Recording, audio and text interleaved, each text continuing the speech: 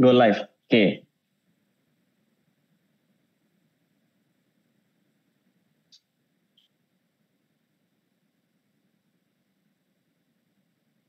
Ini udah streaming di YouTube ya, tapi unlisted atau tidak public settingannya. Jadi selain direkam di OBS, juga live streaming di YouTube. Ini saya nggak pakai, close aja, biar nggak berat.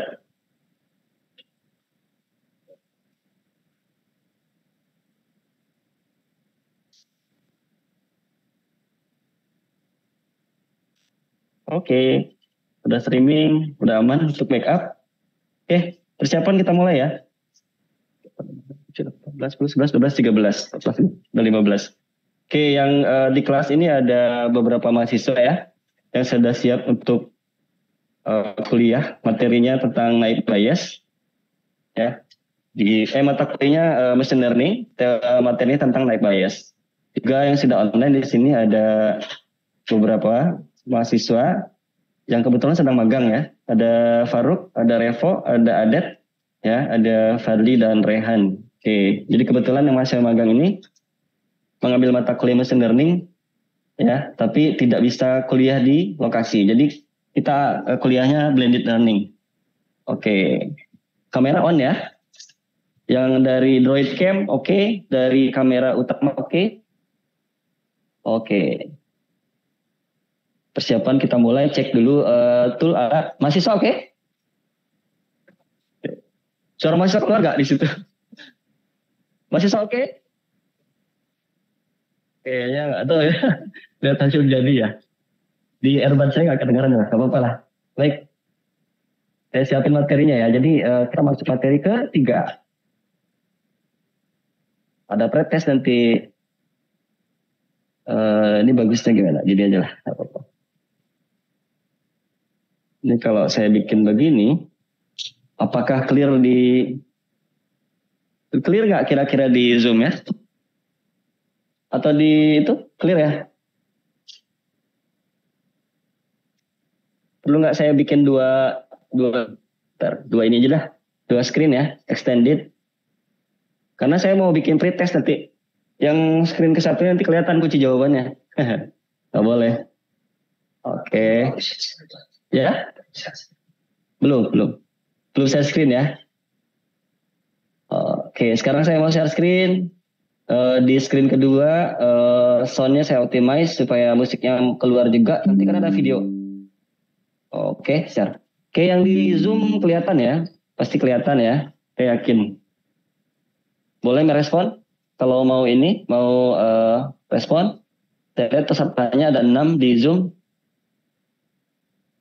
Masih 6 yang tadi ya. Oke, kita mulai aja mata kuliahnya ya.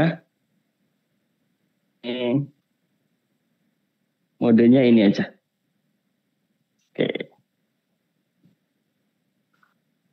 Oke. Siap? Pas hari Jumat ya. Saya di sini ya. Oke. Bismillahirrahmanirrahim. Assalamualaikum warahmatullahi wabarakatuh. Oke, selamat pagi. Semangat ya. Selamat puasa ya. Oke, jadi kita blended learning. Jadi selain di ruangan, di lab, ini lab jaringan komputer, juga ada peserta dari luar ruangan ini ya. Jadi gaib gitu ya. Ada online melalui Zoom gitu kan. Di sini pesertanya ada 6 orang ya. Jadi mahasiswa magang yang kebetulan mengambil mata kuliah machine learning. Nah, tapi tidak bisa ikut serta untuk tatap muka secara langsung gitu ya. Artinya dia juga ikut kuliah sekarang nih. Jadi pesertanya alhamdulillah ada nih. Kalau saya cek ada Faruk, ada Rehan, ada Adet, ada Revo ya. Di sini ada krunya juga yang masuk, Fadli sama Rehan ya. Pokoknya 6 orang deh. Nanti ada menyusul ya, beberapa orang mungkin sedang on the way di jalan. Oke, di sini kita masuk ke materi mengenai apa? Naif bias. Nggak naif ya, nggak naif bukan naif yang lain, tapi naif istilah naif pakai V ya, naif bias, algoritma. Nah, di mata kuliah machine learning ini ada salah satu algoritma ya yang sangat menarik dan memang banyak diimplementasikan di dunia industri ya. Di segala bidang kehidupan manusia itu salah satunya menggunakan algoritma ini. Nanti ada contohnya saya kasih lihat ya di beberapa slide juga di pendahuluan. Nah, kita masuk ke pertemuan ketiga ya sesuai dengan kontak perkuliahan ya di LPS. Jadi di pertemuan ketiga ini kita masuk ke algoritma night bias di mata kuliah machine learning. Oke, next. Oke, seperti biasa. Jadi sebelum kita mulai, kita akan sama-sama membacakan ikrar mahasiswa dan mahasiswa TRKJ ya. Seperti biasa berdiri. Mohon berdiri mahasiswanya. Baik. Jadi saya kasih aba-aba seperti biasa. Kita ikrar 1, 2, 3 langsung mulai gitu ya. Oke, siap? Ada yang nggak siap? Oh, ada belum. Masih set. Oke, siap. Aca ya. Aca di situ. Hafiz sendiri sama ini berdua. Bisa dari BP-nya. Siap? Oke. Ikrar 1, 2, 3. Visi studi mengata berusaha disiplin. 2. Santun dan beretika. 3. Berjuang dan bertanggung jawab. Oke, baik, terima kasih. Silakan duduk kembali. Oke, makasih banyak. Silakan posisikan. Kita akan stay bersama-sama ya. Untuk plan ini sekitar 2 SKS ya. Berarti sekitar 100 jam. Mudah-mudahan nggak kurang ya. Kalau lebih nggak apa-apa. Nggak apa-apa. Oke. Alhamdulillah ikrar sudah dibacakan. Mudah-mudahan sesuai dengan ikrar yang dibacakan bisa terwujud ya. Apa yang dicapai yang diinginkan gitu ya. Baik. Kita berdoa, berdoa dulu seperti biasa. Berdoa dulu sebelum kita mulai, mari kita berdoa berdasarkan agama dan kepercayaan masing-masing. Berdoa dimulai.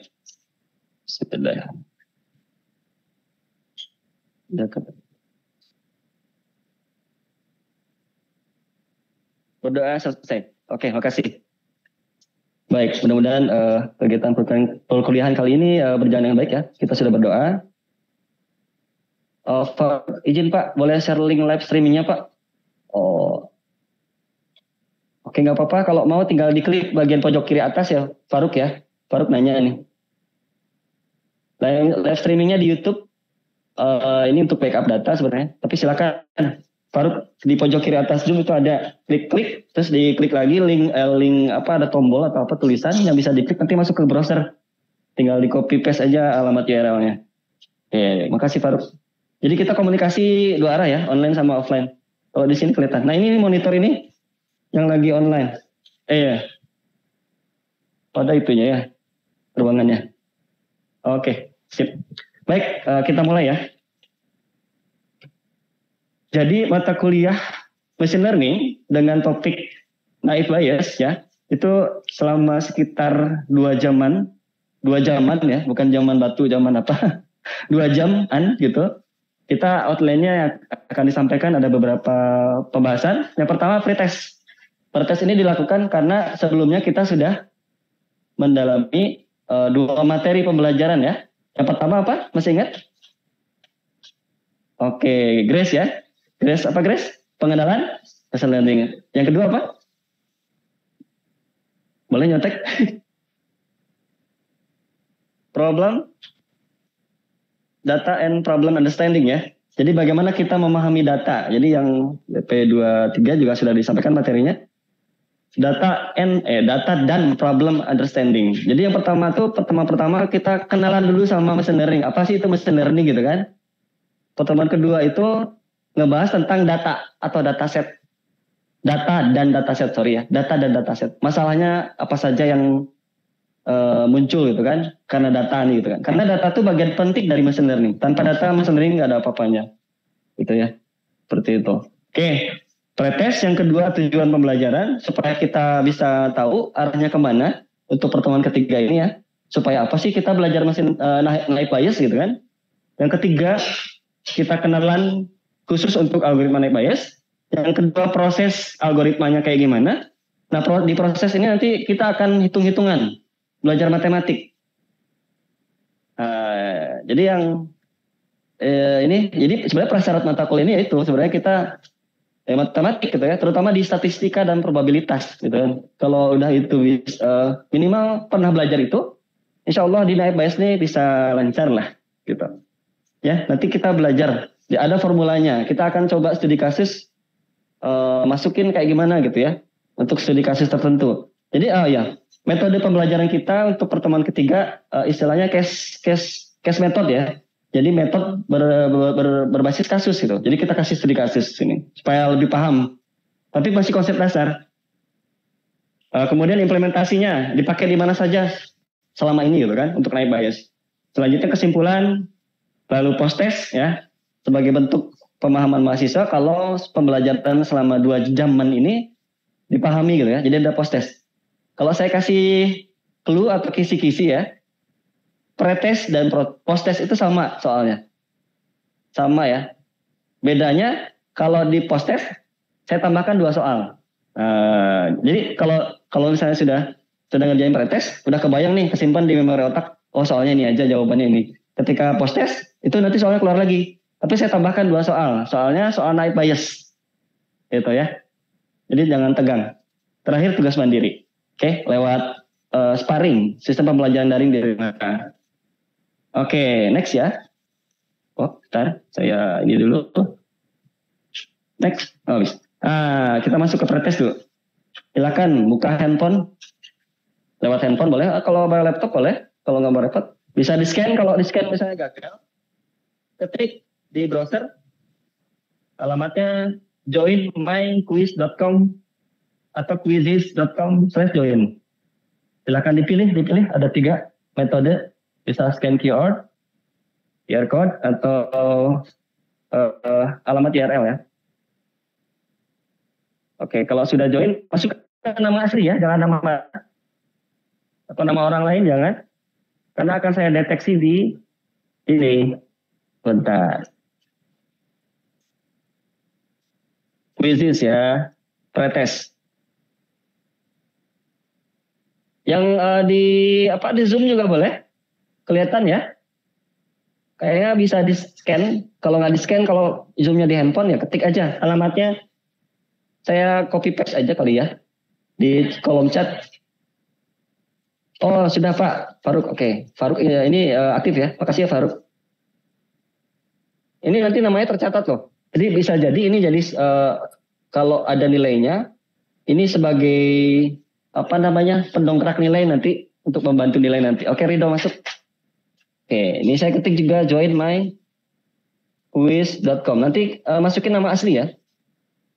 Join myquiz.com, saya ketik di kolom chat Zoom ya. Kalau enggak quizzes double Z ya, quizzes.com/join. Oke.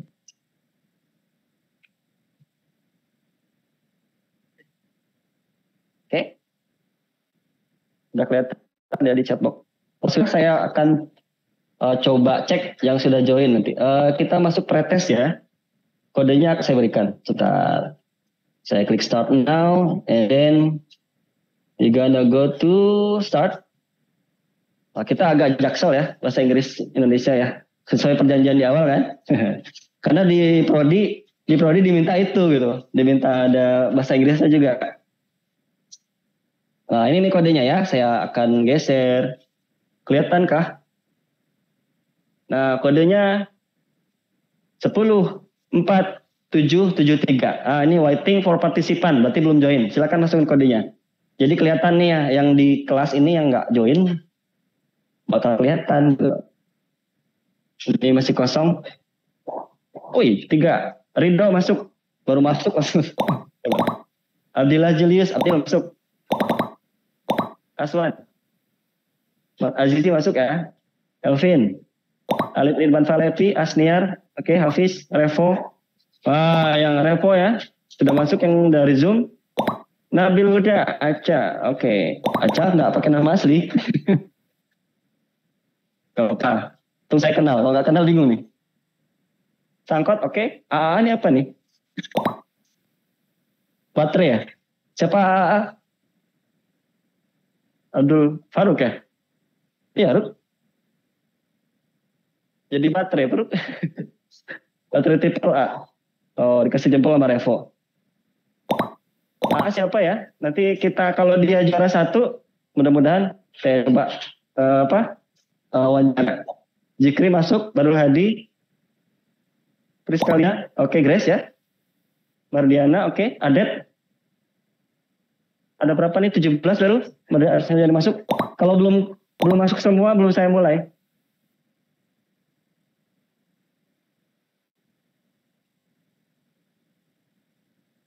Oke.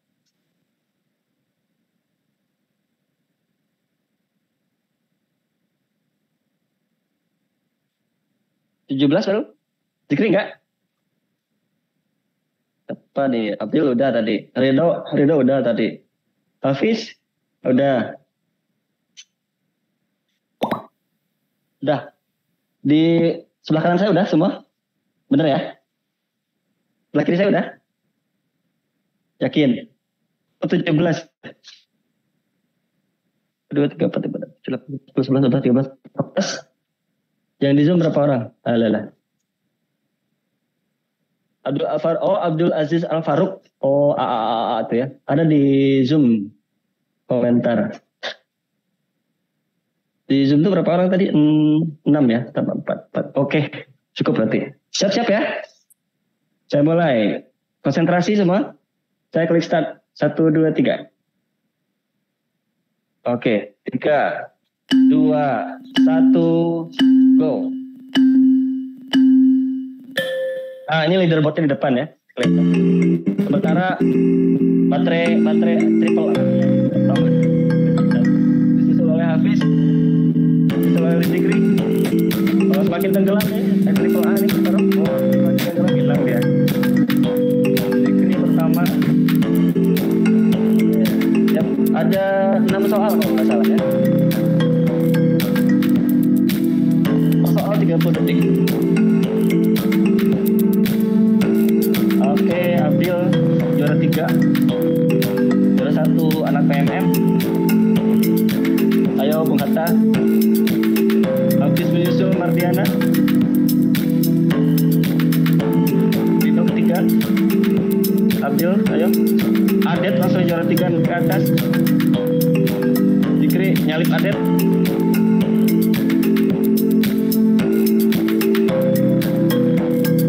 Belum ada salip-salipan lagi. Saya cek ke bawahnya. Sangkot naik ke atas.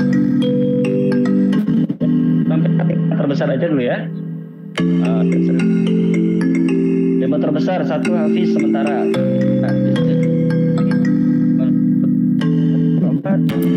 5. Soalnya ada 6 ya. Jadi terkait dengan materi pertama dan kedua. Pertama dan kedua itu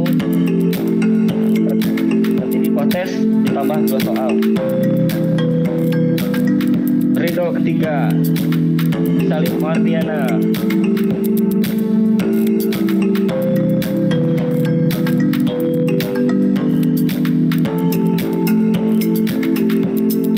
Oke, saya kasih waktu aja ya.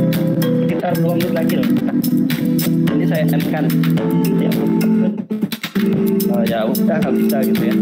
Sampai 9.40.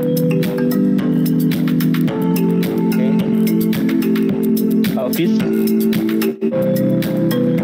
cek yang seluruhnya ya 5 top Hafiz.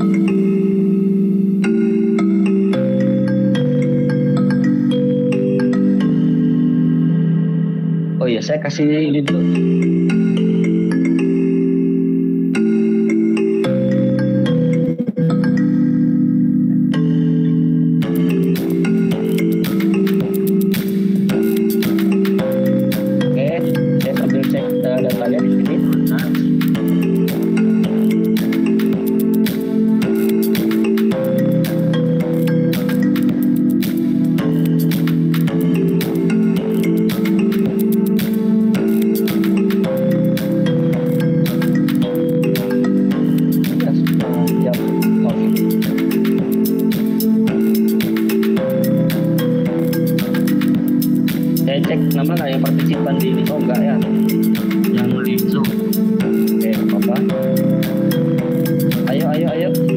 Berapa?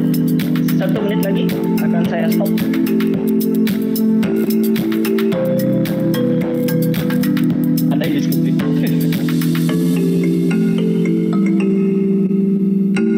Saya jalan-jalan ya. Udah.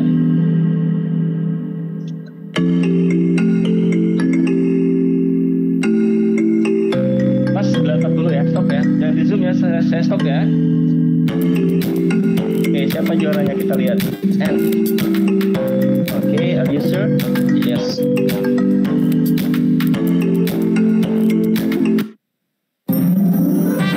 Oke, Hafiz. Kuis tanpa hadiah ya. Oke. Oh, lupa saya screenshot. Aduh. Oh, nggak apa-apa, ada di ini. Ini ada ini. Oke, jadi semuanya muncul. Saya screenshot ya. Saya simpan. Oke. Sebentar. Aduh, ada. Saya screenshot, saya taruh di mana ya? Di grup machine learning aja ya, di WA ya. Sama ini, di saat jaringan. Sebentar. Machine learning mana ya? Oh, ini. Itu bagus yang screenshot yang pertama padahal ya. Yang ada apa? Kayak podium gitu. Oke, kita masuk ke materi lagi ya. Ya. Kuisnya selesai. Nanti post test lagi. Jadi perhatikan baik-baik untuk yang materi ini. Karena post test itu nanti muncul di soal, di post test terakhir ya. Next. Oke, tujuan. Sesuai offline kita masuk ke tujuan. Jadi tujuan kita belajar naik bias. Yang pertama paham. Yang kedua paham juga. Kalau yang pertama paham konsepnya.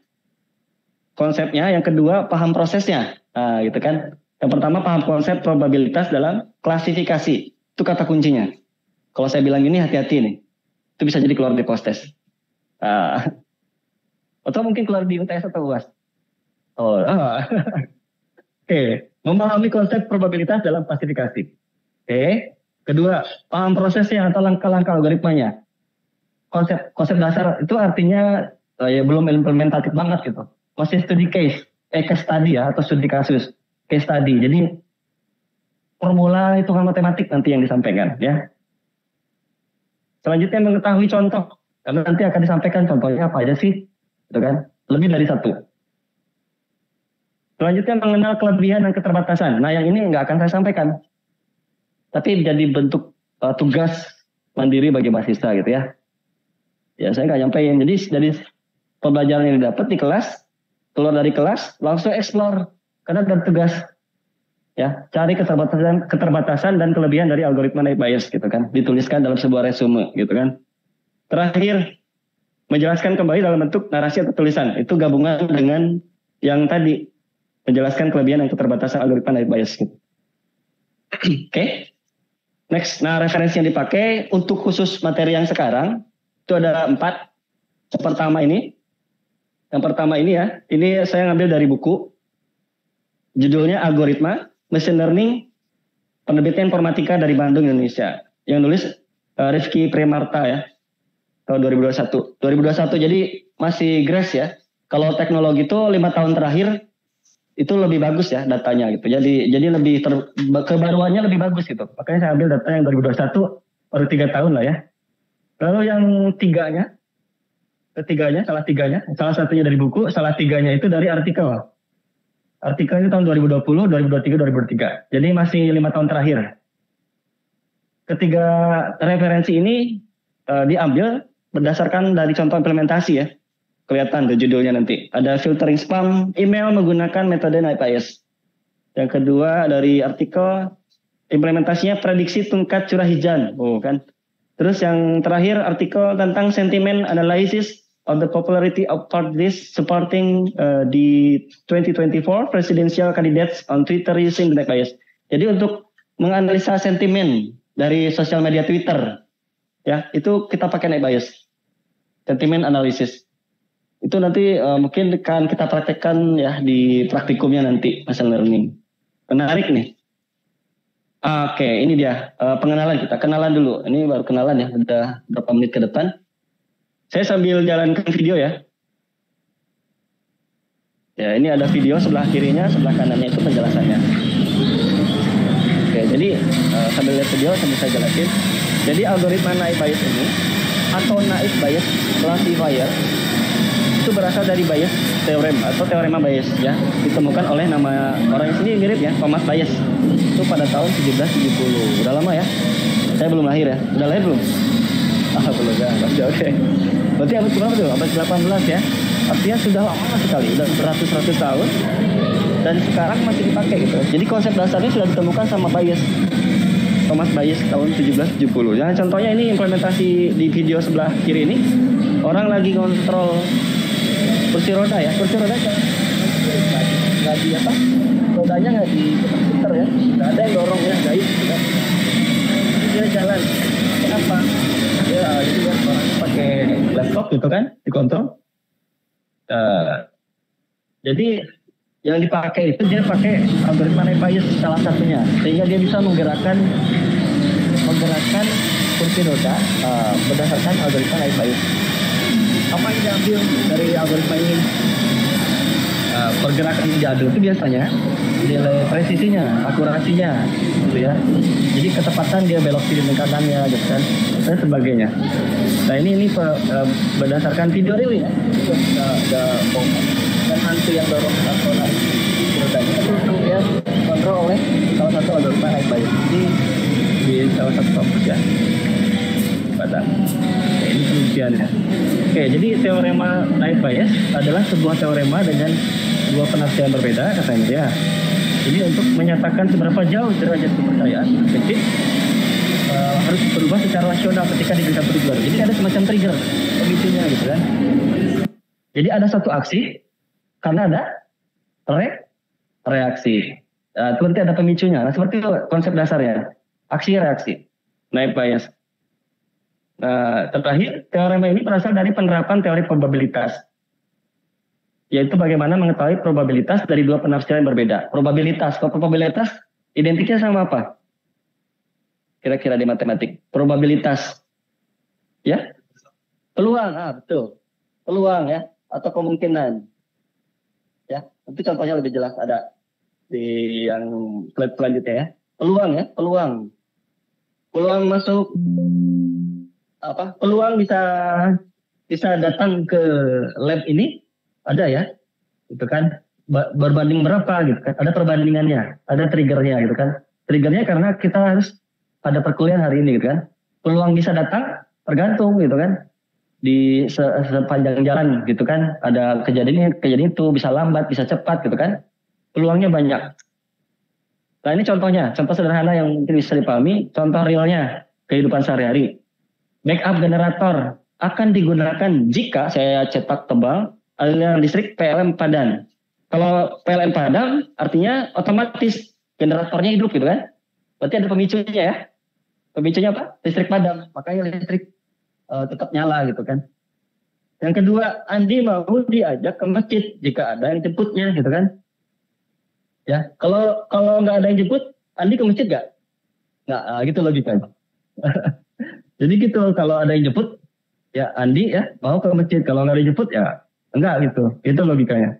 Jadi untuk memahami teorema ini, jadi sebaiknya pahami dulu. Nah ini prasyarat para kuliah sebenarnya. Ada probabilitas, teori probabilitas bersyarat, frekuensi harapan, dan konsep statistika lainnya ya. Jadi statistika kalau di kuliah sekarang lagi belajar apa? Kalkulus ya. Kalkulus 1, kalkulus 2, itu kan sejalan. Ini semester 4, berarti kan semester 1, 2 itu sudah lewat ya. Itu dasarnya di sini juga matematik. Nah ini rumusnya. Rumus konsep dasar dari naive Bayes. Ya. Rumus conditional probabilities atau bersyarat. PAB sama dengan PBA kali PA per PB. Di mana PA itu peluang kejadian A apabila B terjadi. Ya. Atau posterior probability. Yang kedua, PBA peluang kejadian B apabila A terjadi. Atau likelihood gitu. Terakhir probabilitas B, nilai B yang terakhir, yang paling bawah, pembaginya. Atau disebut prior probability. Nah, ketentuannya ada. Ketentuannya nilainya tidak boleh sama dengan. Kenapa? Tidak ada nilainya, betul. Jadi harus lebih besar dari 0,1 boleh? Boleh. Bisa dipahami ya, pintar ya. Cerdas, RKJ. Nah ini istilah dari real probability, ini agak dilewat dikit. Tadi udah dibahas karena di formula sudah jelas. Ada posterior. Nah yang ini yang ketiga ini fokus. Contoh kasus ketika kita ngelempar dadu tahu kan berapa ininya? Angkanya? 6 ya. Sisinya setiap sisi berbeda-beda. 1, sisi 2, 1, 2, 3 dan seterusnya sampai 6 itu sisinya berbeda-beda. Jadi kalau kita bicara peluang kata Hafiz tadi ya. Peluang kalau dilempar 1 kali kemunculan 1 angka 1 itu berarti berapa kali? 6 ya. Sejumlah yang banyak tuh 1/6 gitu kan. Itu disebut dengan prior probability. Oke. Next ini dibahas. Nah ini dia. Ini penting karena ini pernah disampaikan di yang senyum-senyum. Ini di materi sebelumnya udah disampaikan ya. Jadi akan saya review. Jadi setiap materi yang disampaikan itu saling berkaitan. Jadi materi hari ini hari ketiga, pertemuan ketiga, artinya pertemuan 1, 2 itu ada kaitannya pasti kan. Nah ini ada review sedikit. Yang di Zoom kelihatan ya. Ini ada namanya di pojok kiri nih. Back ya, back scikit-learn cheat sheet. Nah, scikit-learn itu salah satu modul dari Python ya. Python itu kan identiknya sama machine learning biasanya. Ini implementasi bahasa pemrograman dipakai banyaknya itu. Scikit-learn algorithm cheat sheet. Jadi ini semacam kalau cheat sheet itu apa namanya kalau di game? Trik-triknya ya. Trik licik. Cheat ya, cheat kan licik ya. Sheet itu ya lembaran licik. Kalau terjemahannya gitu. Tapi kita artikan itu trik licik ya. Ini trik licik supaya kita paham machine learning gitu kan. Karena kita belajar apa ya. Coba fokus saya zoom, saya perbesar ya. Jadi supaya yang di zoom juga kelihatan. Saya zoom in apa zoom out. Nah ini di bagian ini. Karena kita belajar apa ya. Perhatikan. Ini bakal keluar di post-test mungkin. Mungkin keluar di post-test. Naik bias masuknya ke mana? Classification. Oke. Jadi kalau yang kita tahu di sebelumnya di pertemuan 1, 2 kan kita ada istilah classification, clustering, reinforcement, regression, dimensionality reduction ya. Ada satu lagi ya, reinforcement learning ya. Nah kalau naik bias itu masuknya ke classification. Kenapa dia nggak masuk ke yang lain, clustering dan sebagainya gitu ya. Nah itu yang akan kita bahas juga. Kenapa masuknya kategori klasifikasi? Bukan klasterisasi gitu kan. Ini saya kasih tanda panah merah bulat ya, supaya lebih jelas. Nah ini kita udah belajar kalau ini mulai dari sini ya. Kalau cheat sheet itu ada caranya berarti mulai dari start gitu kan. Saya ulang lagi nih, nggak apa-apa supaya ingat. Yang BP23 juga. Klik start, kalau datanya kurang dari 50, tambahkan data. Ini maksudnya. Tapi kalau lebih, bisa dilakukan untuk proses di beberapa algoritma machine learning ya. Kalau lebih, dia kategorinya apa? Predicting. Yes. Kalau yes, apakah dia punya label? Yes. Kalau yes berarti classification. Kalau tidak berlabel, kalau datanya tidak ada label, berarti no. Masuknya clustering. Nah ini pembedanya. Pembeda antara classification dan clustering adalah label. Oke, cerdas. Jadi label. Artinya kalau naik bias, artinya harus punya label. Oke, bisa dipahami. Nah, sekarang cek lagi ya. Apakah kurang dari 100.000? Ya, 100K. Kalau yes, kalau kurang, dia pakai linear SVC ya. Support vector apa ya? C-nya lupa saya. Ya, itu. Terus masuk ke teks data. Apakah yes? Kalau yes, dia pakai naik bias. Kalau dia berbasis data teks, artinya pakai naik bias. Gitu. Jadi kesimpulannya, naik bias adalah masuk kategori klasifikasi. Klasifikasi hati-hati itu masuk di post test tuh. Oke, next. Contoh algoritma naik bias. Contohnya ini yang contoh sederhana. Saya akan kasih contoh beberapa ya. Yang keduanya tadi udah yang dadu. Sekarang yang untuk alkoholik nih di rumah sakit. Contoh kasus satu rumah sakit menunjukkan 10%-nya, 10% pasiennya terkena penyakit liver. 10% penyakit liver. 10% penyakit liver. Terus 5% adalah pengguna alkohol atau alkoholik. 5% alkoholik. Yang ketiga, pasien alkoholik yang juga menderita penyakit liver tercatat sebanyak 7%. Ya. Dia alkoholik, dia liver berarti 7%. Seperti itu. Ada tiga kategori ya yang bisa diklasifikasikan gitu. Jadi peluang yang didapatkan berdasarkan informasi contoh kasus di rumah sakit, peluang menemukan pasien sakit liver kita kasih variabel atau nilai A ya atau PA. Peluangnya itu 0,1. Untuk alkoholik 0,05. Untuk peluang keduanya liver dan alkoholik itu BA atau PBA 0,07. Ini ngerti ya, 7% ya, berarti 0,7 gitu kan, dibagi 100. Nah, masukin rumus sesuai dengan variabel-variabelnya. Dapat 0,07 dikali 0,10 bagi 0,5. Berapa hasilnya? Itu ada di bawahnya. Berapa? 0,14. Ya, saya lupa ngapus ini. Tahu apalah. 0,14. Simpel ya. Cuma masih ke rumus saja. Ini baru yang sederhana sekali. Jadi kita agak lebih dikit nanti. Studi kasusnya. Ini agak sulit. Contoh ketiga. Perhatikan baik-baik ya. Ini ada satu data ya, dataset. Saya bilang dataset. Dataset ini tentang handphone. Ada handphone di sini. Ada kolom handphone, baterai, kamera, harga, dan layak atau direkomendasikan. Nah ini dataset ini punya label. Berarti cocok untuk type bias ya. Ada labelnya. Label ini nih. Label itu udah bisa kalau di dataset dataset itu kan antara ada baris dan kolom ya. Kalau spreadsheet. Nah ini ada field atau label handphone, kolom baterai atau field baterai dan sebagainya. Nah saya tahu 14 buah karena dia ini A1 sampai 14 ya. Ada 14 handphone di mana dia punya nilai-nilai berdasarkan kategori tertentu. Ada kuat untuk baterai, kuat, cukup, lemah, kamera tinggi, sedang, rendah, harga sangat murah, mahal, murah. Lumayan ya, ada 4 kategori mungkin ya. Nah yang untuk layak ini artinya sebuah keputusan ya atau prediksi ya boleh dibilang. Keputusannya kalau dia masuk di handphone 1 kuat, baterainya kuat, kameranya tinggi, harganya sangat murah, dia masuknya ke layak. Oke. Kalau handphone kedua, baterainya kuat, kameranya tinggi, harganya sangat mahal, layak, ya katanya. Kita lihat yang tidak. Handphone 4 ya. Handphone 9. Ini menganalisis data gitu ya. 11, 12, 13, 14 tidak layak katanya. Kita lihat yang handphone 4. Handphone 4 kuat, rendah, mahal, tidak layak. Handphone 9 cukup, rendah, mahal, tidak layak katanya. Oke, kita bisa analisis, identifikasi dari sisi kelayakan untuk banyak handphone. Nah, saya bikin highlight warna merah, catatan khususnya. Jumlah data sama dengan 14, ya, 14 buah. Jumlah iya ada berapa? 8. Jumlah tidak 6. Nah, ini diingat ya. Ada 14, layaknya 8, tidak layak 6.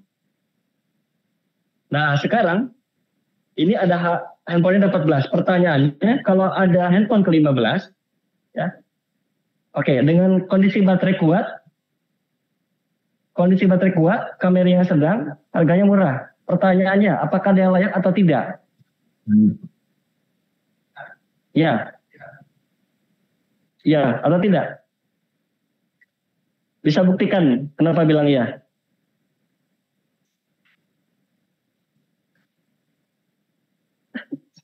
Berdasarkan ini. Ya. Baterai kuat, harganya murah, ini sedang. Ya, mungkin nggak dia tidak? Yakin? Itu pakai metode apa? Tebak-tebak pada dia.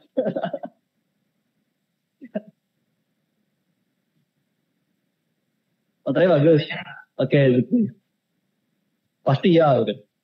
Itu kan berdasarkan logika. Oke, nah sekarang kita nggak berdasarkan logika lagi, pakai type bias gitu. Ya.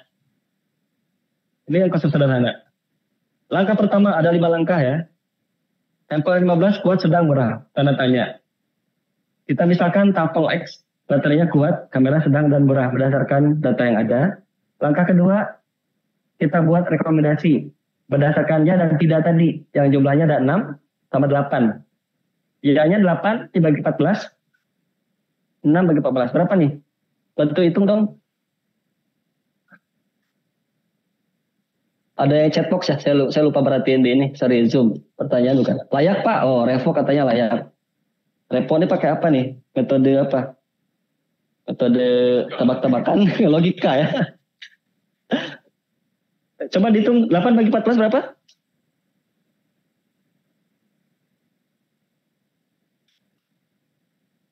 Yo. Oke, selesai cepet ya. Langsung keluar. Cuma diklik langsung keluar hasilnya. Gak usah pakai kalkulator. 0,5714. Kalau ini berapa?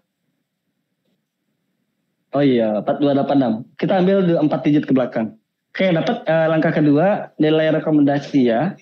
Peluang tadi kayak apa? Kayak tadi dadu tadi kan? 1/6. Yang layak ya 8/14. Langkah ketiga, ini nggak usah ngitung, nggak apa-apa. Dapatkan. Untuk kita langsung per kategori tadi, kategorial ya.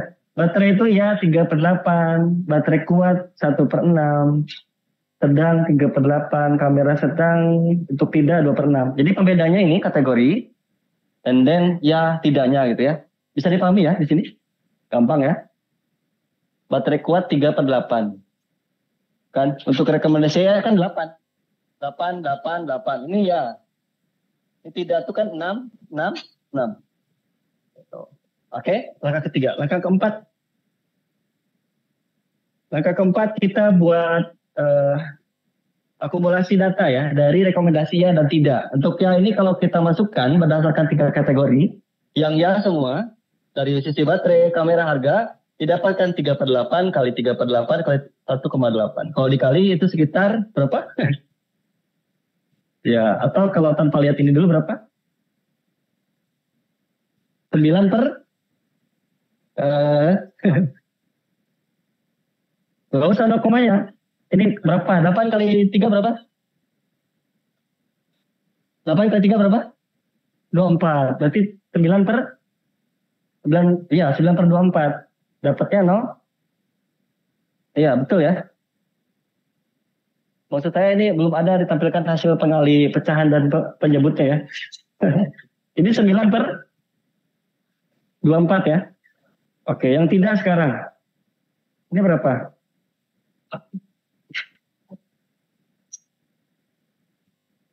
18, 2/18, berarti 0,93. Oke. Bisa dipahami ya maksudnya? Jadi kita kategorikan berdasarkan ya dan tidak, dikumpulkan semua satu dapat nilai itu. Yang kelima terakhir. Ini terakhir nih. Jadi nanti bisa ditentukan. Langkah kelima. Berarti dari layak ya dan yang tidak layak kita pisahkan. Karena kita akan menentukan apakah dia layak atau tidak gitu. Ya atau tidak kan. Artinya dari hitungan sebelumnya 0,0175 dikali 0,5714 berapa hasilnya?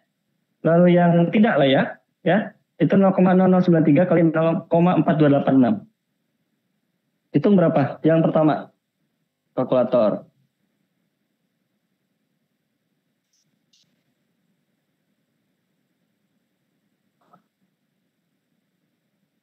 Iya benar. Yang tidak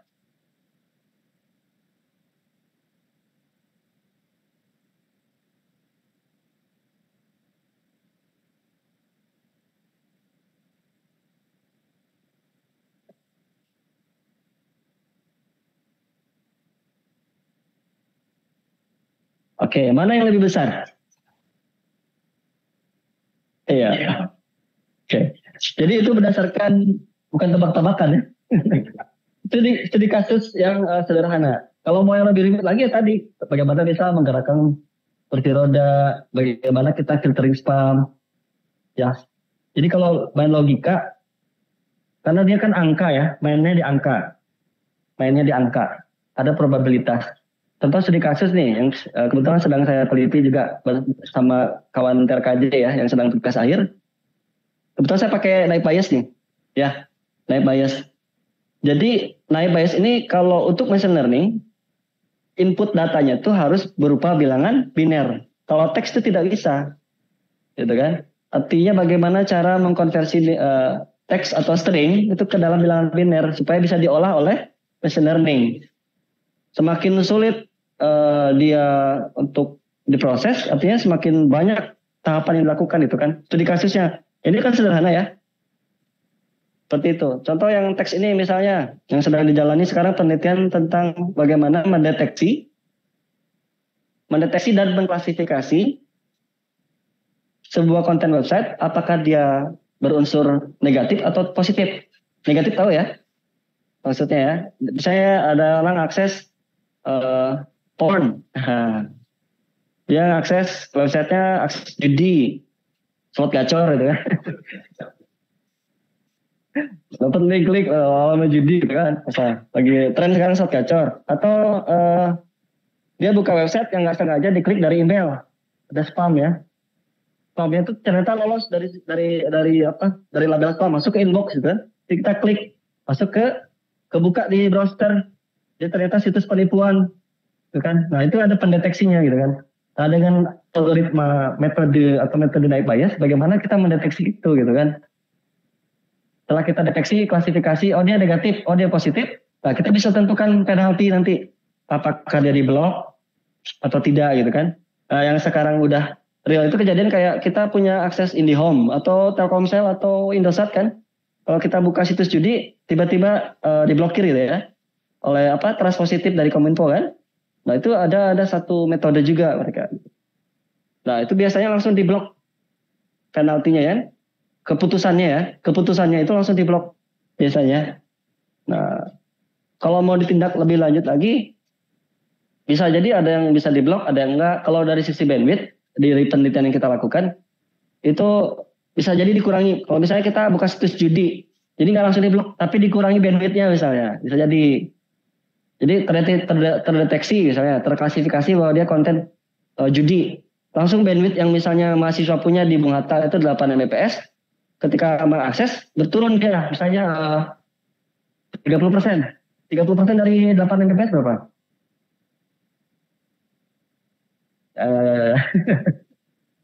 Kita berapa? 4 ya? Atau berapa? Hitung 2,8. Kalau saya 2,8 ya.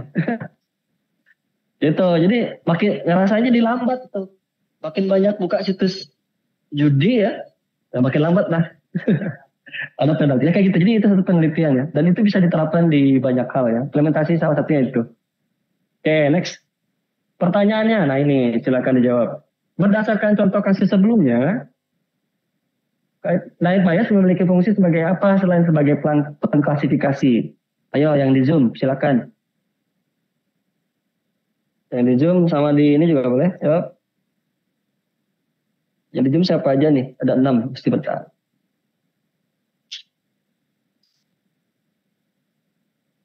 Tadi ada beberapa kata kunci yang saya sampaikan kan. Silakan. Enggak operator kok. Oke. Saya klik aja ya. Wah, kok bisa diklik? Ya. Jadi sebagai pengambil keputusan. Tadi kursi roda, kiri ke kanan, mundur, maju gitu kan. Itu kontrolnya berdasarkan itu mungkin sensor, dipasang sensor. Jadi banyak fitur tambahan lah ya. Kalau dia ketemu meja belok sendiri atau dia berhenti gitu kan. Banyak yang bisa dikaitkan. Jadi selain sebagai pengklasifikasi data, juga sebagai pengambil keputusan, gitu kan? Gitu. Nah, nanti yang dilihat apanya nantinya? Biasanya kalau di machine learning itu mau algoritma apapun, biasanya dilihat dari F1 score, akurasi data, presisinya berapa, gitu ya. Ada sesuatu nilai yang harus terpenuhi. Jangan sampai angka minimal yang dapat. Kalau angka minimal, artinya ya nggak bagus gitu kan. Jadi banyak percobaan yang dilakukan itu kan berdasarkan data. Sekarang masuk ke contoh. Jam berapa sekarang? 10. Udah ada sejam belum? Oke, contoh.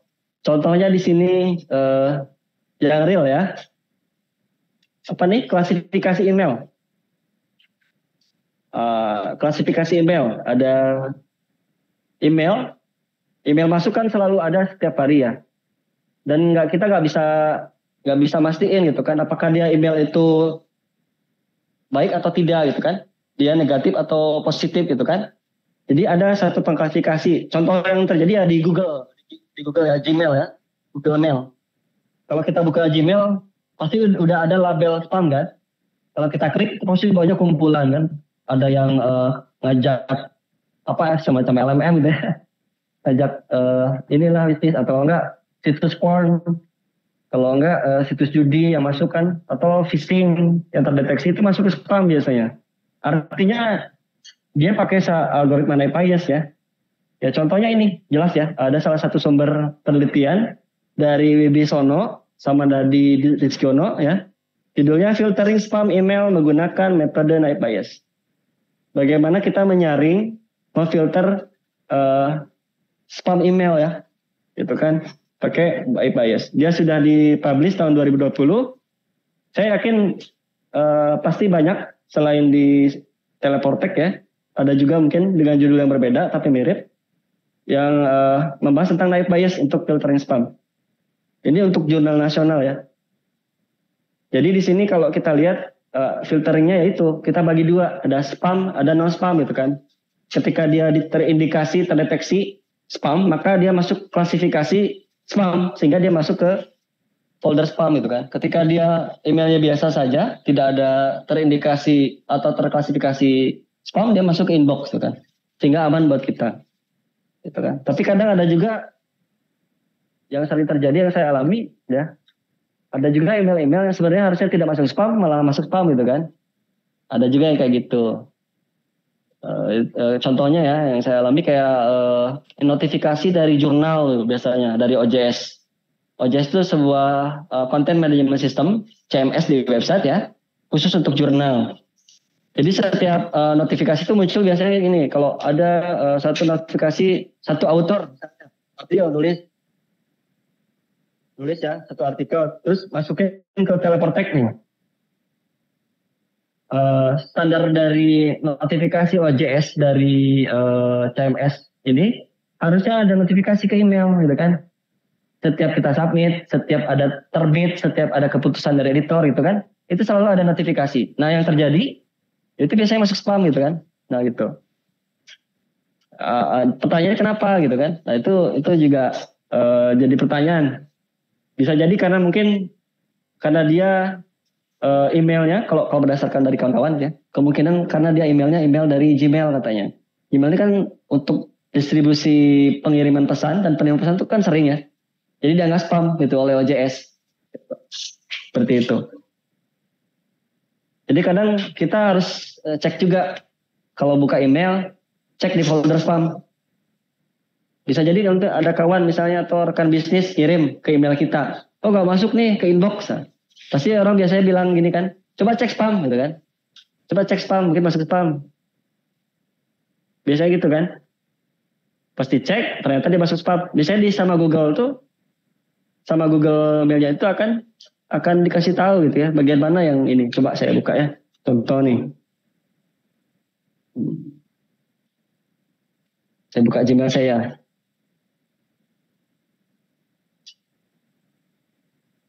Yang kategori spam tuh kayak gimana?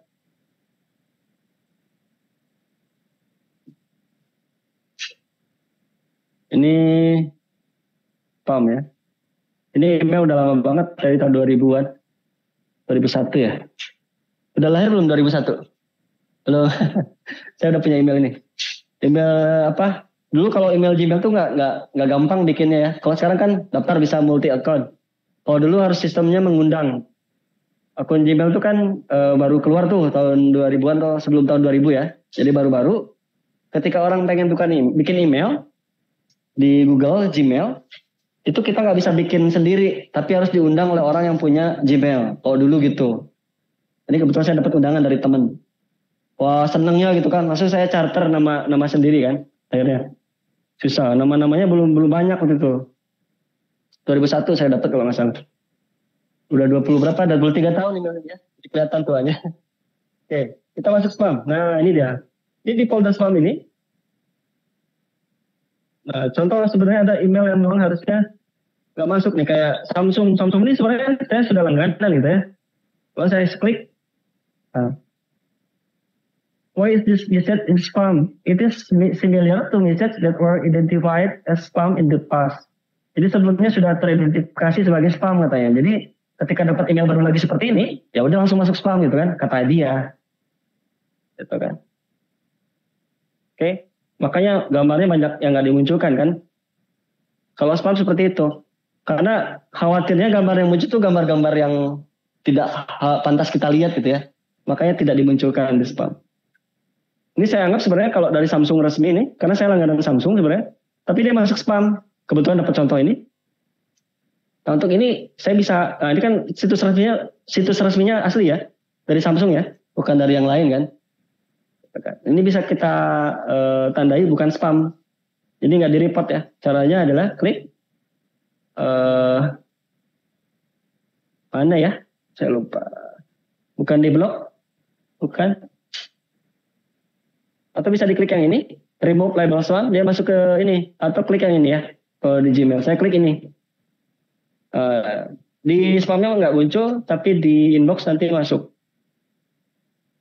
Mana dia? Email lama.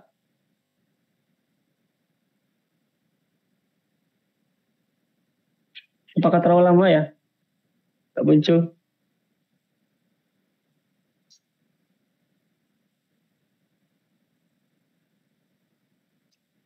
Udah nggak ada ya? Saya klik in tadi bukan spam kan? Samsung. Nah ini. Ya pokoknya masuk di inbox nih. Kan di inbox ya ada labelnya. Jadi kadang seperti itu. Sama konsepnya dengan OJS tadi. Karena si Samsung ini sering ngirim email ke banyak orang, ke jutaan ini kan yang memang langganan gitu. Langganan newsletter atau apa gitu. Saya gambarnya sekarang muncul. Makanya dia nggak spam sama Google gitu kan. Tapi saya klik kanan tadi atau remove spamnya masuk ke inbox. Sekarang gambarnya muncul. Ternyata bukan gambar ini kan. Bukan gambar yang nggak pantas ya. Gambar ini pantas ya dilihat. Ada kulkas. Kan? Oke ya.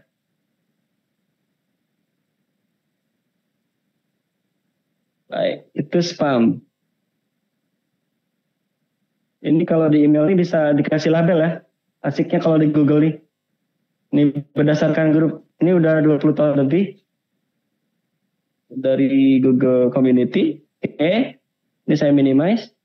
Ini di filter spam. Next. Nah, yang kedua, contoh implementasi prediksi curah hujan. Jadi yang saya tampilkan di sini itu contoh-contoh real ya. Tapi kalau mau cari lagi boleh. Ini prediksi curah hujan, menarik. Kita bisa memprediksi curah hujan berikutnya. Kayak tadi kayak handphone, kita pengen memprediksi apakah ada lag atau tidak di handphone ke-15 gitu kan. Kalau prediksi curah hujan bisa jadi dia memprediksi di masa yang akan datang. Apa tuh? Dari Zoom ya? Oke. Oh udah banyak ya? Baru Septi Jamal yang masuk, baru sendiri. Ada yang keluar masuk nih, Yusuf. Yusuf keluar lagi. Oke. Jadi kayak handphone tadi, kita memprediksi handphone ke-15 itu kan, apakah dia lag atau tidak. Sama konsepnya kayak gini. Ini saya belum baca secara detail, tapi intinya dia bisa memprediksi tingkat hujan. Kalau ibarat prediksi itu artinya kita bisa meramal ya, apa yang akan terjadi. Kalau di sini berarti tingkat curah hujan di masa yang akan datang itu bagaimana gitu kan. Ya contoh kalau agak belok dikit, coba lihat di handphone, Android kan rata-rata atau iPhone ya. Itu kan kalau kita lihat ada tuh, kita bisa lihat hari besok, minggu depan, ya bulan depan. Misalnya rencana nih mau pulang kampung kan lebaran ya. Besok misalnya ya hari Sabtu. Perginya pagi, amin. Perginya pagi jam 7 misalnya. Kita cek di handphone. Jam 7 itu kondisinya untuk Kota Padang, tempat berangkat tuh hujan apa enggak? Cuacanya berapa derajat Celcius gitu kan? Berawan atau hujan atau gimana nanti gitu kan? Terus sampai misalnya kampung di mana? Lubuk Basung, kampung misalnya di Lubuk Basung. Kita cek Lubuk Basung. Kalau saya sampai Padang Lubuk Basung berapa jam? 3 jam. Berarti jam 7 tambah 3 jam 10, jam 11. Di Lubasing bakal hujan apa enggak, gitu kan? Itu pakai pakai machine learning, gitu kan? Di handphone. Prediksi cuaca, BMKG juga, ya. BMKG kan banyak. Kalau install info BMKG, itu kan kita cek cuaca tuh banyak, ada prediksi cuaca, prediksi pergerakan apa namanya awan, ya. Terus bakal terjadi hujan atau enggak. Saya biasanya di rumah kan cek itu juga. Nanti siang hujan nggak, sore nggak hujan nggak, gitu kan? Oh hujan, berarti harus hati-hati, gitu kan? Apakah hujannya hujan lebat atau tidak, atau plus apa storm itu, gitu kan? Atau enggak, gitu kan? Itu dilihat juga. Ini diimplementasikan di sini, gitu kan? Ini bisa jadi tugas akhir juga nanti, atau penelitian nanti, ya. Memprediksi apa misalnya, kalau yang pernah di tahun sebelumnya ada, kalau saya dulu machine learning, mahasiswa presentasi ke depan, ya. Jadi mungkin yang ngalamin siapa ya? Fadli ya, sama Rehan ya, operator. BP berapa? 21 ya. Ngalamin tuh. Jadi mata kuliah machine learning-nya itu dia presentasi ke depan, mempresentasikan satu artikel, ya. Artikel ilmiah, mau di jurnal, mau di proceeding, tapi artikelnya yang bagus misalkan. Yang bagus itu artinya kita ambil dari yang bereputasi, ya. Misalnya yang Trindade Scopus, biasanya dari Science Direct. Terus ke kalau jurnal nasional, jurnal-jurnal yang terakreditasi Sinta 1, 2, 3 atau 4, 5, 6 lah, 1 sampai 6 ya. Jangan jurnal yang tidak terindeks, tidak bereputasi gitu. Artinya itu lebih bagus penelitiannya. Nanti mahasiswa presentasi. Kalau kemarin tuh ada salah satu contoh yang bagus, yang BP19, dia presentasi tentang memprediksi tempat pembuangan sampah di Kota Solok. Ya kalau nggak salah ya, Rehan ya? Bukan Rehan, si Naufal kalau nggak salah. Naufal ya, saya ingat Naufal. Kalau Rehan apa dulu? Lupa juga. Saya ingat itu, saya menarik karena jadi bahan diskusi menarik gitu. Wah, tempat sampah pun bisa diprediksi gitu ya. Jadi manfaatnya apa? Jadi nanti buat pengambil keputusan siapa?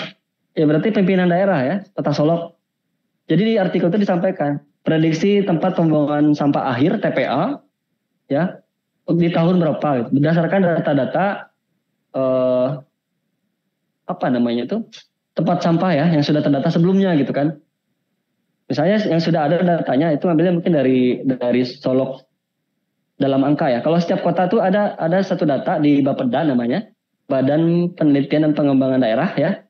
Itu mereka atau BPS, Badan Pengelola Statistik ya. Kota Solok mungkin ada, dan punya data per tahun. Namanya kalau Solok berarti Solok dalam angka. Ada buku tuh misalnya besar. Kalau nggak di PDF-nya bisa dicari, dia open data.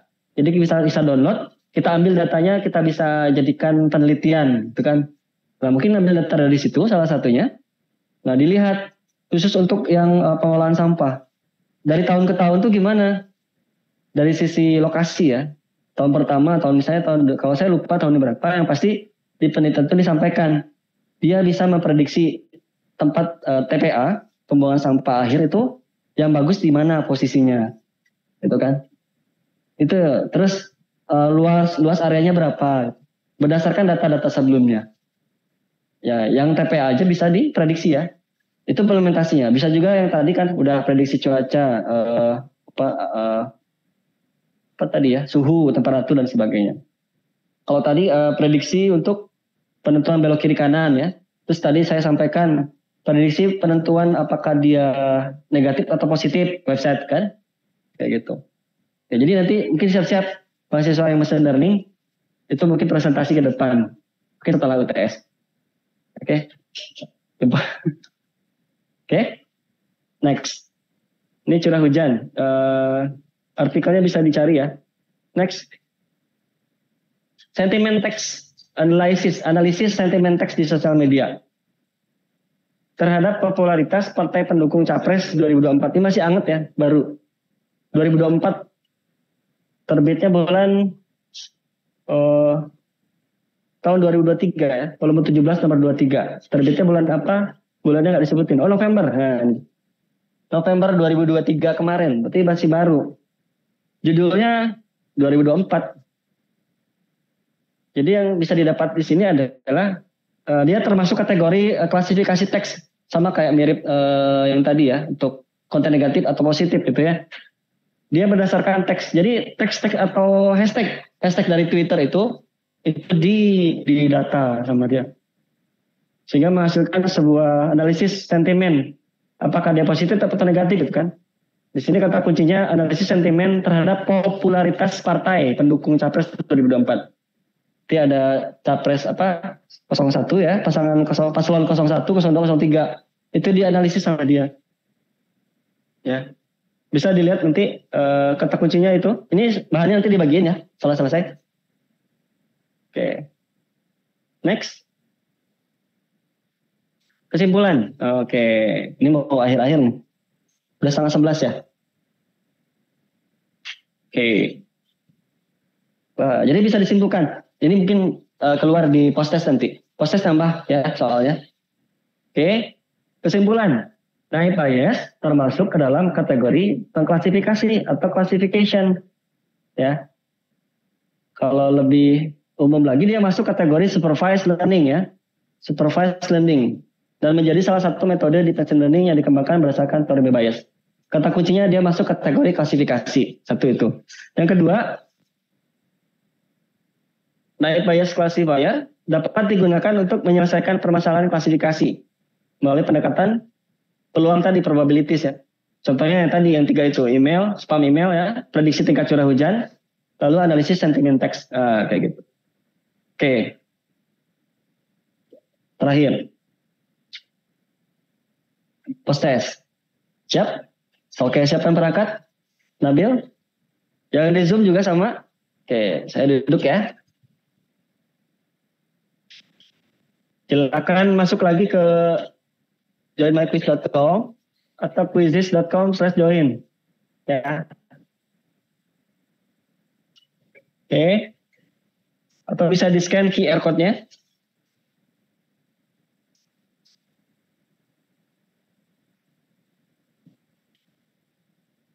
Ini post test ya. Post test. Oke, bisa siapin. Silakan daftar dulu. Saya buka nih, nanti kita kelihatan siapa yang join. Sepri Jamal yang baru masuk, Sepri silakan.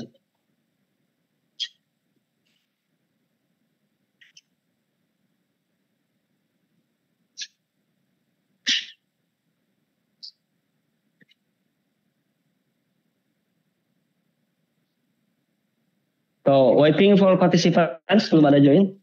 Saya jalan-jalan dulu sambil lihat, sambil nunggu.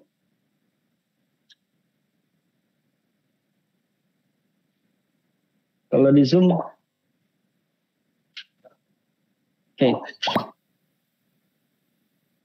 Baru 3 masuk, Aswan Muhammad Azizi. Bisa dikontrol nggak ya pakai pointer? Coba. Oh, nggak bisa. 14 orang.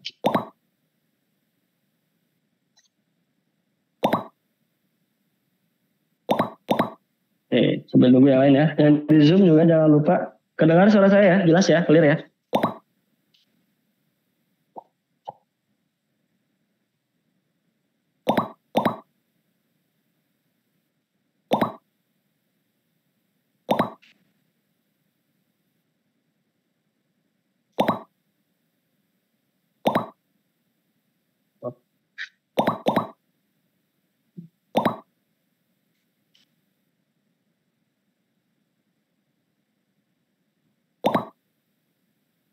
Tadi ini 18. Iseng banget ya, klik apa tuh like. Terus saya masuk ya. Ada logo TK ini. Jadi oke lah. Berapa jam? Berapa jam? Masih harus 1 jam. Yang kedua,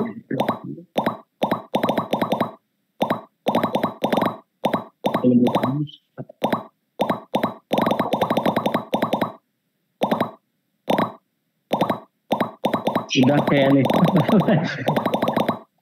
19. Iya 19. Berapa orang di sini bro?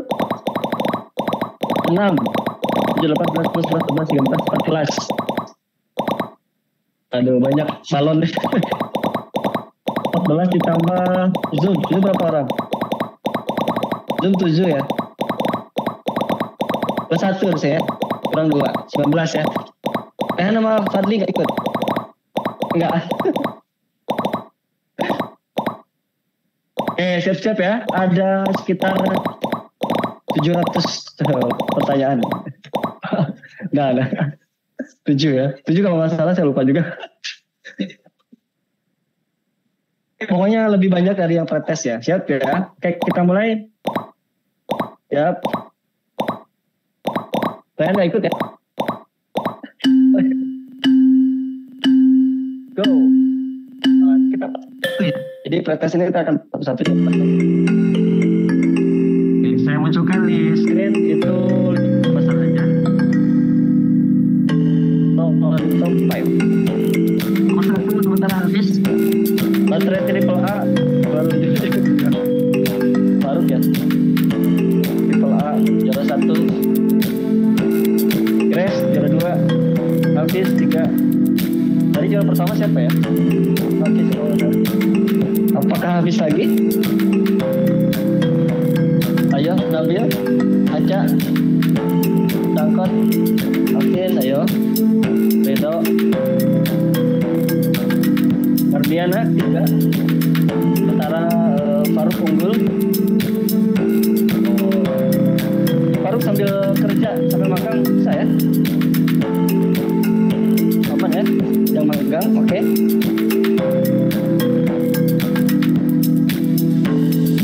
Revo, wih anak-anak magang nih, keren-keren.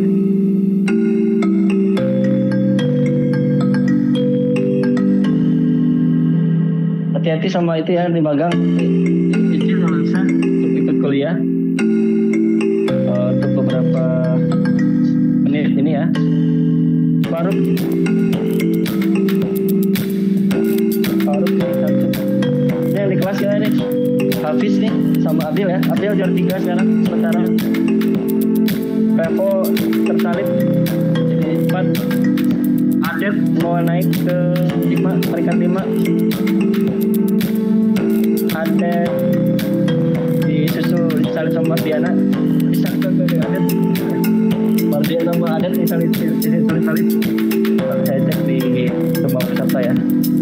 Oh ya, Adet sama Mardiana ini salib-saliban tadi. Tes suara saya masih masuk ya? Fadli ya? Tes 1. Tes 1, 2, 3. Cek. Oh. Oke, kita kasih waktu sampai jam berapa ya? 10.40 lah. 7 menit lagi. Soalnya banyak tapi ya? Tidak. Nanti saya tentukan. Soalnya masih ada yang isi.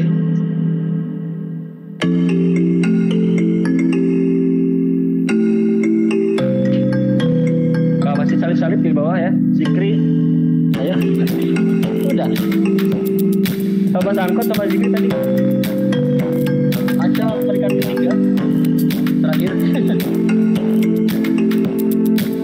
Zikri peringkat pertama, terakhir, halo Manabil, Salib, Rino, Salib sama saya paham tadi ya.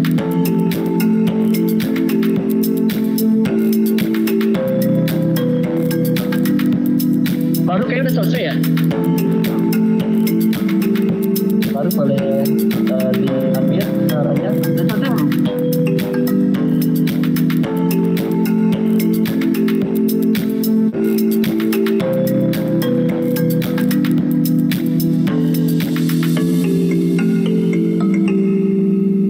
Ada soal yang berbeda ya? Jadi kelas kan? Kan belum angkat tangan. Belum angkat tangan. Kalau nggak ada yang angkat tangan berarti udah selesai. Udah di Zoom? Udah selesai semua? Udah di Zoom? Yang belum angkat tangan, present.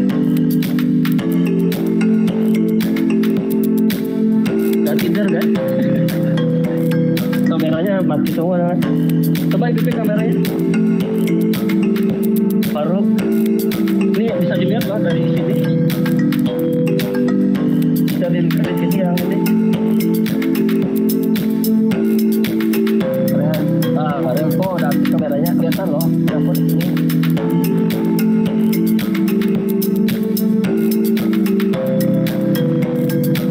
Revo kamera. Di mana Revo nih? Gak apa-apa, tempat kerja. Di belakang ini ada itu tuh.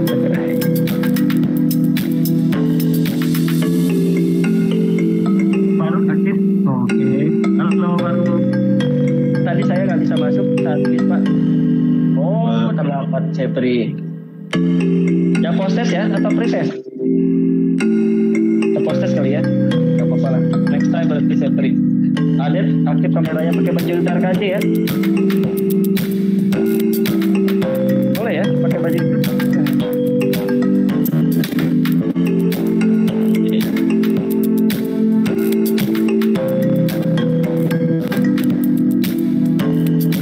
Yang belum di Zoom, angkat tangan preset. Kalau sudah akan kita akhiri.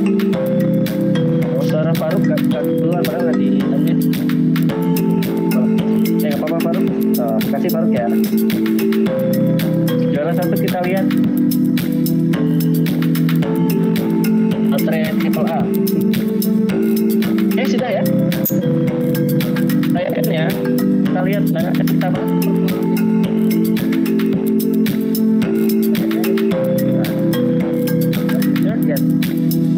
siapa juaranya.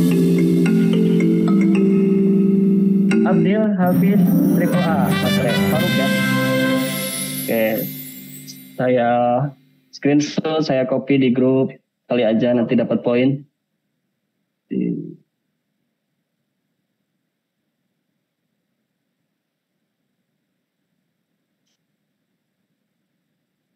Post test. Saya posting aja di situ ya, di grup mahasiswa, post test juara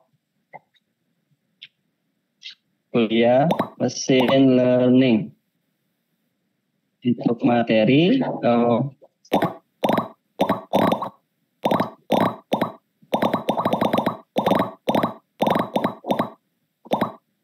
Onde.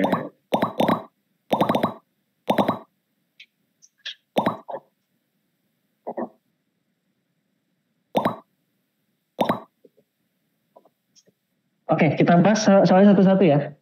Masih ada waktu soalnya. Oke, kita bahas satu-satu soalnya. Ini mau lihat dulu hasilnya, ranking berapa?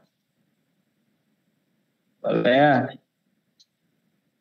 Faruk 1, Hafiz 2, Abdul 3, Revo keempat, Emma Adet ke-6, Grace ya, Priskalia 7, Mardiana 8, Alif 9, Asman Mat apa? 10 Bahrul, 11 Hari 12 Asniar, 13 Rido, 14 Nabil, 15 Elvin, Liwan. Kok ada Liwan? Operator. Ini Fadli ya. Sangkot Aca juara 2 terakhir. juara 1 terakhir Zikri. Tepuk tangan semua. Aduh. Oke, alhamdulillah ya. Kita cek setiap jawab pertanyaan dan jawabannya betul ya. Review question. Oke.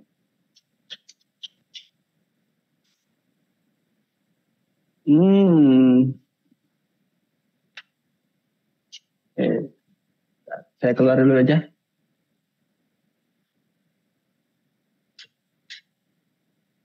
Nah, saya cek dulu sini ya. Kita review satu-satu pertanyaannya. Caranya adalah, sebentar, saya lupa ingat. Masuk ke library.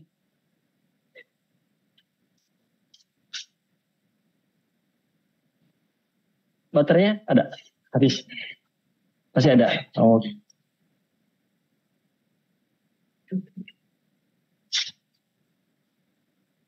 Di mana dia cara ceknya ya? Saya lupa. Oh ini caranya. Oke. Kita lihat. Kita bahas satu-satu ya.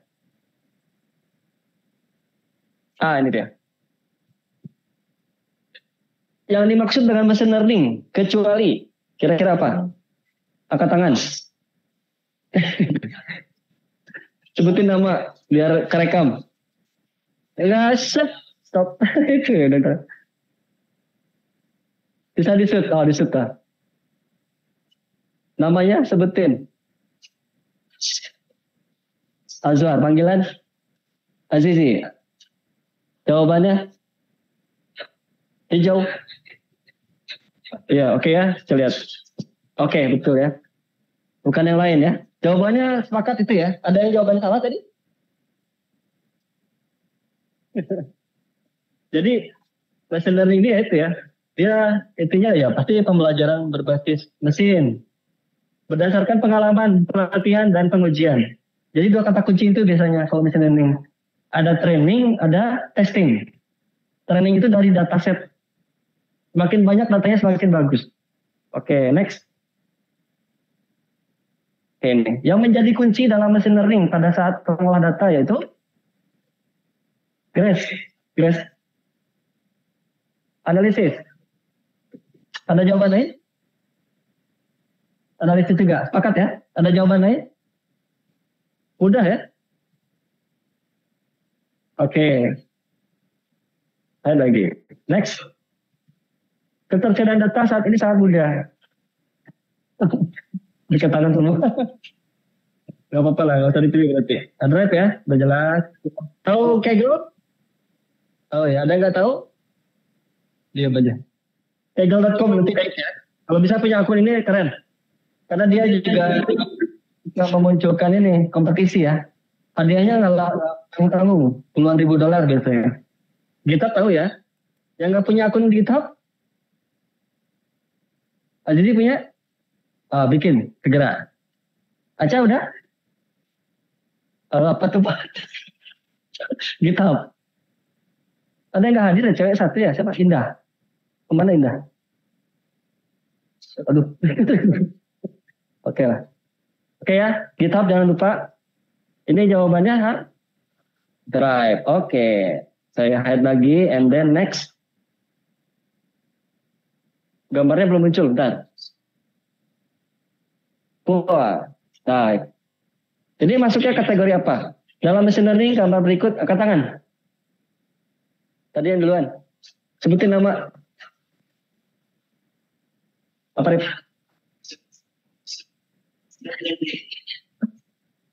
Apa? Bacain. Yang A, B, C. Coba baca. Apa? Berarti ini dong. Ini. An ya. Unsupervised learning. Oke, gak apa-apa. Kita lihat benar nggak? Tapi saya kasih penjelasan kenapa unsupervised. Betul ya. Kenapa? Ini salah satu contoh kalau saya tambahin ya informasinya. Ini salah satu contoh clustering. Artinya kita punya data tersebar gitu kan. Ada bulat lingkaran satu saja ya. Terus ada tanda tanya di sini artinya gimana cara mengelompokkannya gitu kan. Jadi ada dua kategori yang populer, ada klasifikasi, ada clustering. Nah, clustering ini masuknya ke unsupervised. Contoh di sini misalnya kayak bola. Bola kita punya bola satu karung ya. Bolanya tuh macam-macam. Dari sisi warna, sisi ukuran, dua itu aja dulu. Warnanya macam-macam, merah, kuning, hijau gitu kan. Di langit yang biru gitu kan. Pokoknya macam-macam. Misalnya ada 3 warna lah, merah, kuning, hijau. 4 ya, merah, kuning, hijau, biru. Merah, kuning, hijau, biru. Oke, 1. Yang kedua ada ukuran. Ada ukuran kecil sekali, ada ukuran kecil, ukuran sedang, besar sekali. Gitu kan?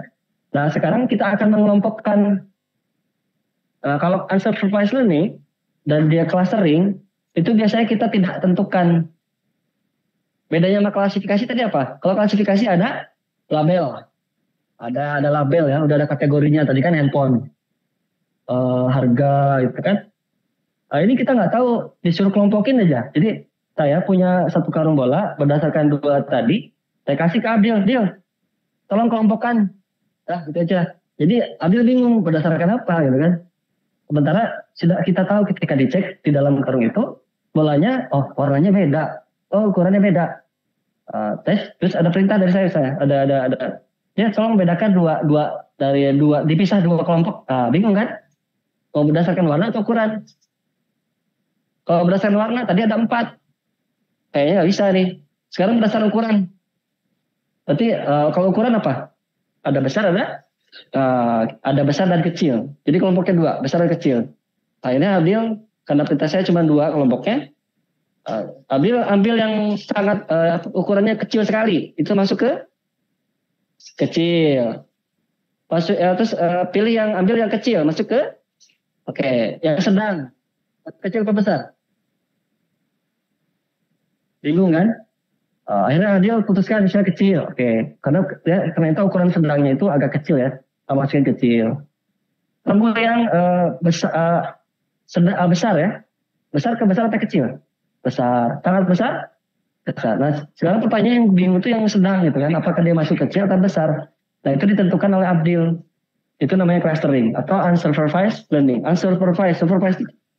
Supervisi ya kayaknya. Kayak terarah ya, tahu gitu. Jelas. Kalau supervised berarti kita yang menentukan itu. Kayak tadi milih bola ya. Rupanya itu. Next. The height and then next. Di pertanyaan ke-5.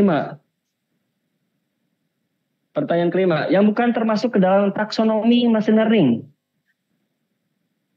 Langsung angkat tangan, langsung nyebut ya. Azizi elektronik ya, kita lihat. Betul ya. Mudah ya pertanyaannya, nanti saya kasih yang sulit kalau gitu, next. Elektronik ya, memang nggak ada istilah elektronik di sana. Next, pertanyaan ke-7. Ke-6. Archimedes. Probabilitas ya, jelas ya tadi. Iya pasti probabilitas. Kalau gitu saya kasih pertanyaan susah tadi ya. Next. Semua salah. Tadi kata kunci saya bilang, istri kan waktu gitu. Classification ya. The last ya, terakhir. Gambar nggak? Gambar. Ada di slide materi ya, pertemuan pertama ya. Apa ini? Supervise. Anda bisa jelasin kenapa supervise? Apa tuh? Oh, ada bedanya. Warna? Beda warna. Kalau yang ini hitam ini putih gitu ya. Kata kunci lain? Karena dia ada label. Labelnya apa? Warna apa? Warna merah. Buta warna merah. Warna apa itu? Gini. Ini warna hitam dan putih. Jadi udah jelas nih hitam putih ya. Langsung di klasifikasi labelnya itu warna betul. Artinya dia masuk supervise ya, klasifikasi. Ini lebih mudah ya. Nah ini kalau sekedar tambah pengetahuan berdasarkan pengalaman ya. Kalau sudah implementasi yang coding pakai Python misalnya, kita sudah punya project atau penelitian terkait machine learning misalnya. Kalau kita mau bedakan berdasarkan pengalaman, kalau misalnya kita coba pakai supervise sama unsupervised, atau mau coba antara klasifikasi sama clustering, biasanya kalau untuk kecepatan atau waktu yang dibutuhkan, biasanya ya rata-rata itu lebih cepat pada saat training data ya. Misalnya data itu ada sekitar 5.000. 5.000 kan banyak tuh. 5.000 itu menjadi sebuah dataset untuk dilatih atau di-training oleh satu algoritma tertentu, misalnya naik bias. Nah itu pakai coding Python, kita ambil datanya, kita latih. Latih itu artinya mirip gini, perumpamannya kayak manusia, dari bayi sampai remaja, itu kan kita belajar mengenal sebuah objek ya. Contoh apa? Waktu bayi misalnya, atau dari SD lah. SD sudah pegang komputer. Nah ini dia mouse. Sudah pernah saya bahas ya mouse ya. Mouse ini saya kenal pertama kali mouse ini warna hitam. Oh ada tombol kiri kanan bisa diklik. Ada scrollnya gitu kan. Ini dia tanpa kabel. Artinya pakai wifi atau bluetooth. Dan ada LED-nya. Oh ini mouse gitu kan. Bentuknya kotak tapi sisinya ada apa namanya nggak tajam gitu kan. Saya ketemu lagi mouse misalnya. Nah ini contoh. Itu satu data masuk ke otak direkam. Di training kan hasil training. Ini lagi ada mouse. Mouse-nya ini kabel ya. Oh ternyata ada juga mouse yang pakai kabel gitu kan. Dan tidak ada LED-nya. Kalau zaman dulu ada mouse yang pakai bola ya. Mungkin ngalamin nggak? Ribut. Oh 2000. Berarti umur berapa? pernah ngalamin ya? Itu hilang tahun berapa tuh, Rehan? Generasi mouse itu hilang tahun berapa? 2000 masih ada ya? Udah mulai kurang ya? Nah itu artinya kita sudah belajar. Oh itu mouse tuh ada juga yang pakai bola ya. Jadi kalau udah mantap nggak bisa bekerja, bisa saya buka. Ganti bolanya tuh dibersihin. Kotoran ada. Kalau enggak saya biasanya keluarin. Itu kotoran banyak banget ya. Debu-debu upil apa. Terus masukin lagi. Ya lancar lagi. Kan? Nah, yang sekarang ada yang wireless bluetooth. Kita mengenal. Ternyata ada warna hitam, ada biru, putih. Ada mouse yang pakai bentuk mobil-mobilan, ke boneka gitu kan. Kita mengenal itu mouse gitu kan. Artinya dari besar sampai kecil berdasarkan pengalaman. Nah, itu katanya pengalaman. Kita mengenal barang dan tersimpan di otak. Itu namanya training data. Ya, kita tahu ketika ketemu mouse yang lain, kita misalnya di Padang, ke Jakarta, ketemu lagi mouse bentuknya beda. Oh itu mouse tanam di otak. Kita ke luar negeri, Singapura, Malaysia, Amerika, ketemu mouse bentuknya beda, warnanya beda. Oh itu mouse tanam di otak. Jadi kalau misalnya ketemu lagi barang mouse itu di Indonesia, ketika ketemu di Amerika misalnya, sama dengan yang di Amerika gitu kan. Ini mouse gitu kan. Artinya otak dilatih untuk mengenal itu kan, berdasarkan data set. Paham ya? Nah sama di sini juga, kan? Artinya kalau sudah dikenali, semakin banyak data semakin bagus ya. Intinya semakin banyak data, semakin bagus nilai akurasi, presisi, advance score dan sebagainya.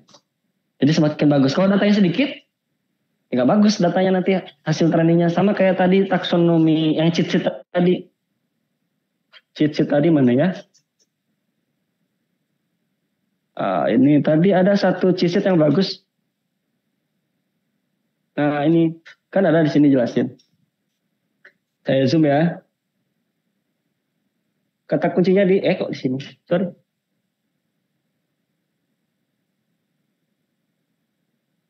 Ini dia, start. Kurang dari 50, ini lebih besar, yes.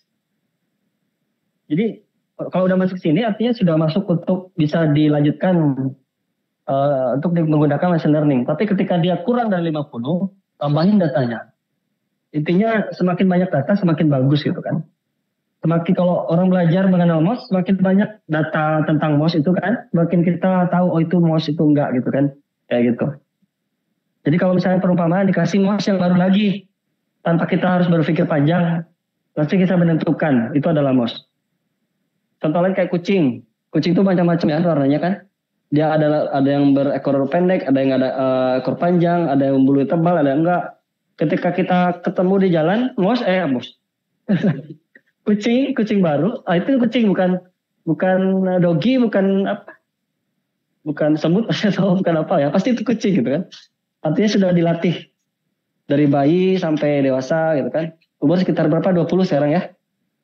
Bisa membedakan barang kan? Ya. Oke, seperti itu.